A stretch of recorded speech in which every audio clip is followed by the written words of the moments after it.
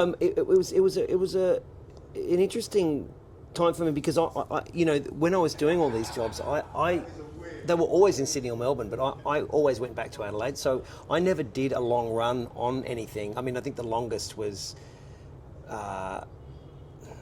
maybe four or 5 months or something, but it was never like, I never became a series regular in anything because I didn't want to leave Adelaide, I didn't want to leave my friends. How did you do school?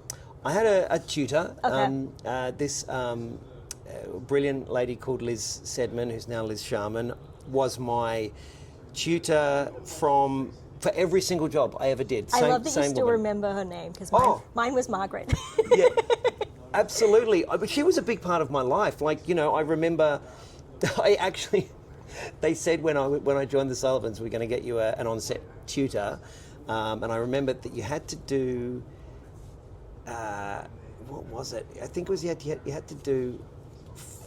Oh, I can't remember now. Actually, it was. I think you either did like 8 hours of tutoring or 4 of tutoring and 4 of acting or something like that. I'm sure the laws have changed completely.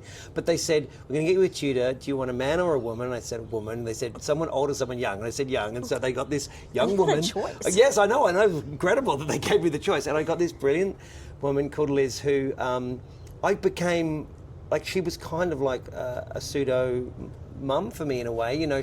I would stay at her house, and she had this dog that I fell in love with, and I knew her partner, and that was on the first time I did the Sullivans, and I actually ended up doing the Sullivans again a year later for another 4 months. But every single job I did as a kid, and there must have been about, I guess, 8 in that 3 years or something.